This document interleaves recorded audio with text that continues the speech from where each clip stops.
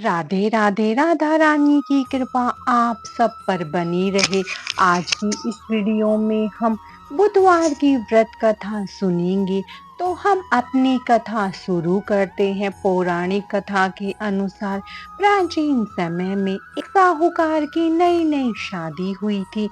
एक बार साहूकार की पत्नी अपने मायके गई हुई थी।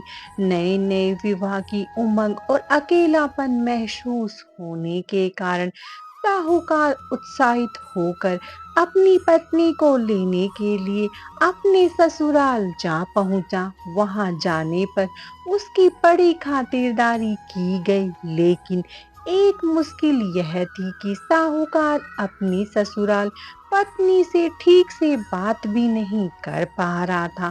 तब अगले ही दिन साहूकार ने ससुराल में सबसे यह बोल दिया कि आप लोग विदाई की तैयारी कर लीजिए, हमें अब जाना होगा। उस दिन बुधवार था।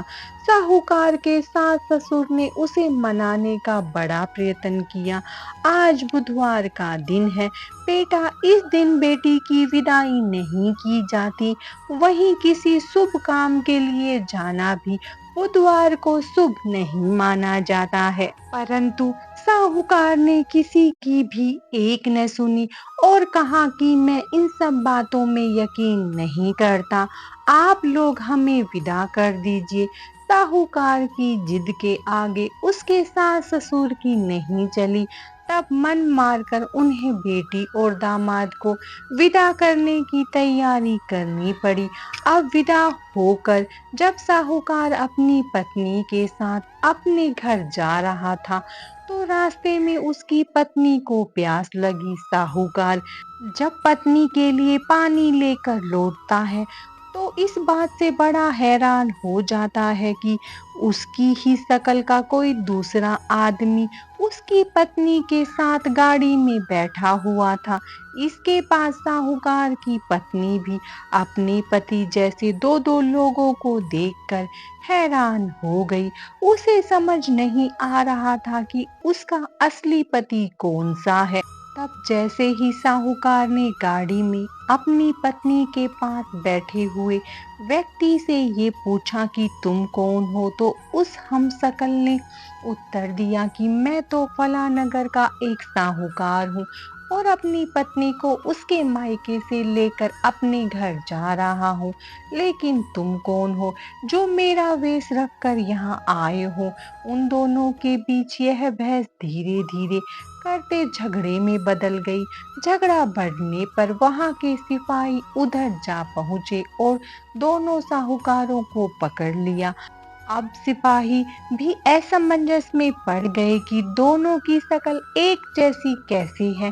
तब सिपाही ने साहूकार की पत्नी से पूछा कि तुम बताओ, तुम्हारा असली पति कौन सा है?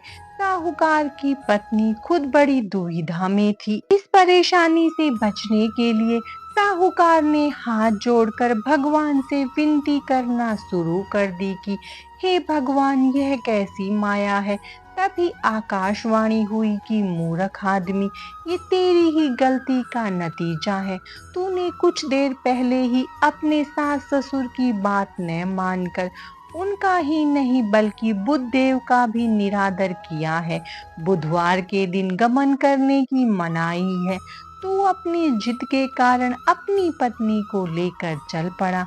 इसी कारण स्वयं बुध देव ने तुझे सबक सिखाने के लिए तुम्हारे जैसा वेश धारण कर लिया है। यह सुनकर साहूकार को अपनी गलती का एहसास हुआ और उसने भगवान से माफी मांगी। साथ ही साहूकार ने नियम पूर्वक बुधवार को व्रत करने का संकल्प भी लिया। इसके बाद साहूकार के वेश में खड़े हुए बुद्धदेव वहां से अंतर्ध्यान हो गए। फिर साहूकार अपनी पत्नी को लेकर घर चला गया। तत्पश्चात वह साहूकार और उसकी पत्नी दोनों विधि पूर्वक बुधवार का व्रत करने लगे। शास्त्रों के अनुसार मान्यता है कि जो भी व्यक्ति इस कथा को पढ़ता है या सुनता है उसके जीवन में सुख समृद्धि आती है। वहीं इस कथा को पढ़ने या सुनने से व्यक्ति के बुधवार को यात्रा करने का दोष भी समाप्त हो जाता है। बुधवार कथा समाप्तम। भगवान गणेश की कृपा आप सब पर सदा बनी रहे। राधे राधे।